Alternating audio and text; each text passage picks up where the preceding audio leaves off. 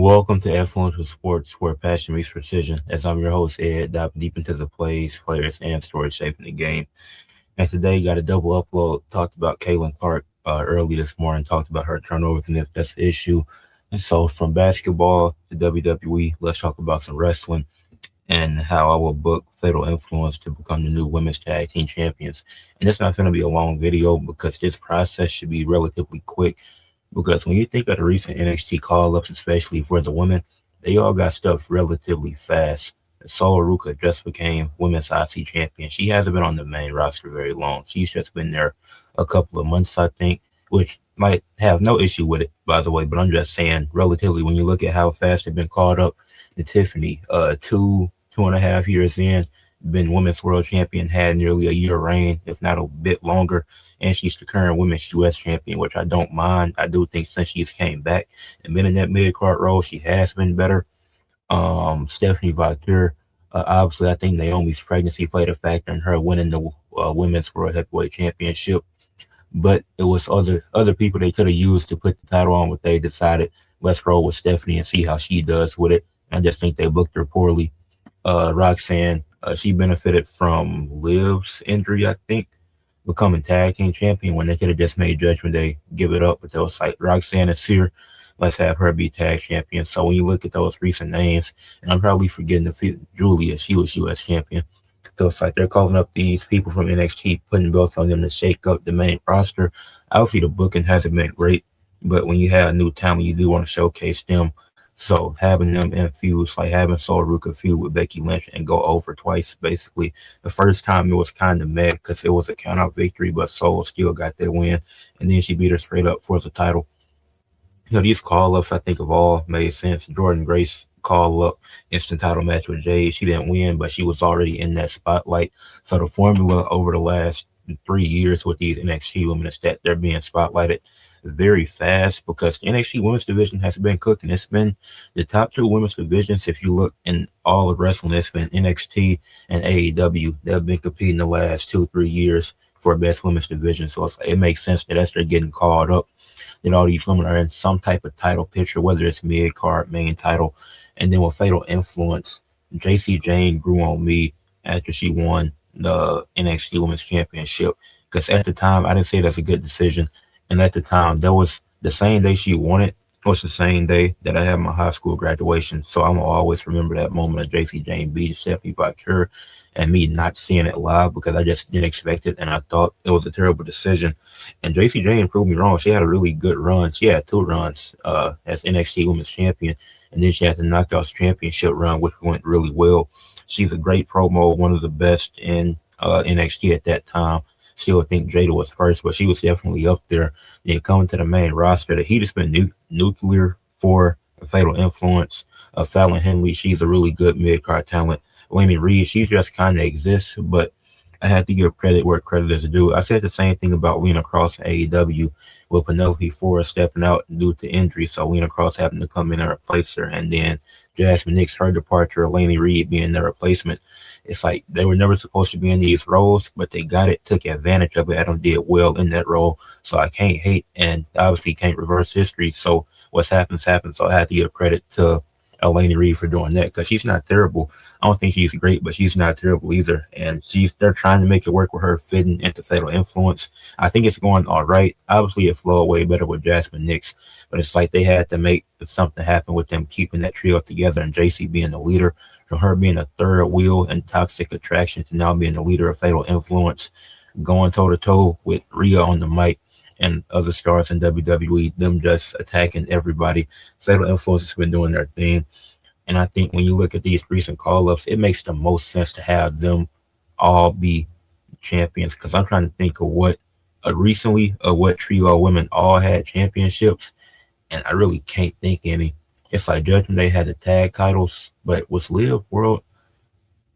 No, Liv wasn't world champion at the time. Liv's world champion now, and they don't have the tag titles anymore. So it's like I think Fatal Influence is the perfect trio to hold 3 titles. I know you got to be world title because I think JC, I see her winning the U.S. title at some point this year. I think it'll fit really well for her. Now, she won the WWE Women's Championship. I wouldn't be mad at it. I think that could be Because you're giving other women like Tiffany and Stephanie, and they're getting instant world title runs. I don't see why you couldn't do the same for JC Jane, because you could really establish Fatal Influence as the top faction in women's wrestling if you truly wanted to by making that happen. But as long as JC gets a singles title as the leader of the group, whether it be US or the women's championship, either one, I don't have a problem with it. I just don't think they'll let her beat Rhea, but if they did, I'll be very surprised. But JC, I do want to see her be a singles champion, still being the leader of that group. Now let's get to Laney Reed and Fallon Henley, as I would book them to be tag team champions. Obviously, SmackDown taking place tonight, so I don't know how many of y'all gonna see this before SmackDown comes on or whatever. But I think they had a promo last week. I could be mistaken. I had missed it, but I would just have I'll have Laney Reed go 1-on-1 what's the hell Brie Bella. Have Laney Reed get the win, because we've seen them. They've been, I don't know how many matches they've been in, but they've been cutting some good promos. I know Fatal Influence been in a couple of matches, but not nothing too crazy. So I would just build that feud up. Hopefully Nikki Bella is healthy soon. Obviously injuries suck. I don't think Brie and Paige should have won it if Nikki wasn't healthy. That just didn't make sense to me, because I always felt natural to have the Bellas win it, but I don't want this to drag on for too long. And obviously Night of Champions is next week, so you can't do nothing there. But I would just do a feud with the Bellas and Fatal Influence. Obviously, if Nikki can come back, then cool. But I would have like just do a couple of one-on-one matches. Brie versus Laney Reed, Fallon Henley versus Paige, and Fallon Henley could afford that loss, because then there'll be 1-on-1 in singles matches versus each other.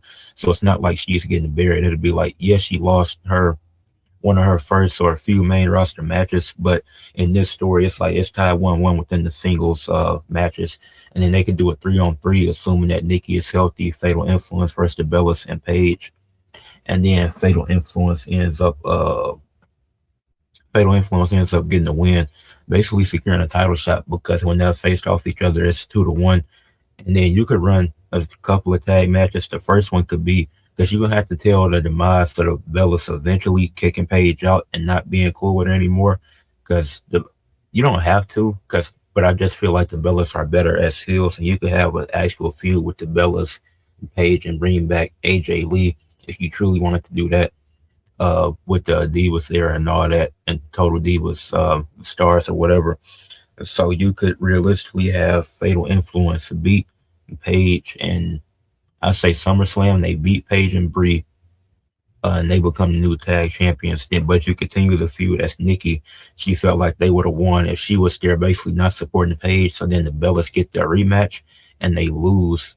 And they lose not even due to like any interference, like JC and Paige are both banned from ringside. Then the Bellas lose, but they're still blaming it on Paige, because they can still blame it on Paige for them losing the titles in the first place, to where they shouldn't even have to be having a rematch for their titles that they technically never won or lost together, which is really stupid, but that's WWE. And then you had a Bellas turn on Paige, flip it all on her. That's when you bring back AJ Lee, and now you got a tag team feud with them, and that's whatever. But now for Fatal Influence, they don't win the titles by SummerSlam. Fallon Henley, Laney Reed, they're both tag champions. And then whoever the singles champion is that JC ends up feuding with, they can be like, these two have gold, but you don't. And JC could brag about the win she's been getting, because you could have JC get a few wins, whether it be in trios matches, with Fatal Influence or one-on-one matches. Like JC gonna be stacking some wins and talking about she's been motivating them, but she's been getting wins too, and she's been waiting patiently to pick her spot for the championship. And then she can't realistically, I would want her to go after Rhea and win the women's championship.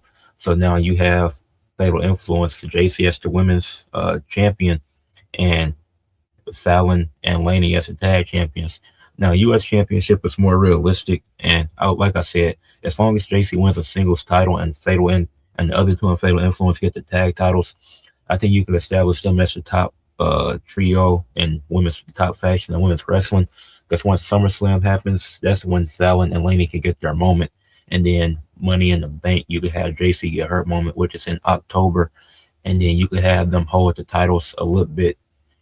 Obviously, they'll have theirs for 2 months longer, but you could have them hold it to like Elimination Chamber, maybe. Like, I don't remember the last time we saw a title change at Elimination Chamber. Like, Then Fatal Influence could lose their titles in the Elimination Chamber match, bring back Elimination Chamber championship matches, which I've been asking for. They can defend the titles there. And then JC, whatever. If she has the women's championship, she won't hold it long, but she has the US championship. I could see her going into WrestleMania with it. And then even after they lose, Fatal Influence don't gotta break up. You can just do different stuff with them. Maybe Fallon goes after a mid card title now, and then JC and Laney Reed uh both go after the tag titles. Or Laney steps into more of a manager role while JC and Fallon try to get the tag titles back. Like it's different stuff you can do a Fatal Influence, but I think you want to establish them as the top faction and top women's faction in wrestling. I think it'd be wise to put the titles on them because when you look at the faction, they're hitting all the key points pretty much. It's like Laney, she feels like the odd fit still, but at the same time, she don't look scared. She don't look nervous out there. Like she look confident when she's out there, and she's solid in the ring. All three of them are. Then JC and Fallon, they're good in ring. Laney is just solid. JC Fallon, they can both cut great promos and bounce off each other really well. So the chemistry is there. They all got each other's back, and they've won together. They've seen JC seen Fallon win the North American Championship. Fallon seen JC win the NXT Women's Championship. But we haven't seen Laney Reed win anything. And this would be JC supporting them two going after the tag titles, and then them supporting her going after the US Championship or Women's Championship. But this is more about Laney and Fallon because I think this could really show us how good is Laney Reed really. Let her cut some more promos. They don't gotta be she don't gotta be the leader of it, but let her talk a bit more, let her wrestle a bit more, because she's gonna gain experience as she goes, which it just naturally happens. Like I said, Tiffany, she had a good NXT run, but she's still improving. She's gotten better in this mid card run compared to her world championship run. So if all these other women that I named earlier can get titles off the bat, I don't see why you can't do this, especially when you don't have many real tag teams, and this feels the most natural. Like I said, Jasmine Nix isn't there anymore with her departure, and now Laney Reed had to fill those shoes. And even though it don't feel the same, you have to give her credit for making it work because she's still been solid. Like I said, Jasmine Nix was better, but Laney Reed hasn't been terrible in this role with this gimmick. So I do think this is the best route you can go with the women's tag team championships with Nia and Lash losing them. You could have either had Nia and Lash retain or Bailey and Lara become new champions, but went with Brie Bella and Paige despite Nikki's injury. But when Nikki comes back, the turn has to be after they lose the titles, and that's just my opinion. But this is episode 21, and we hop on, so leave a like, subscribe to the channel, comment your thoughts, and share for others to see.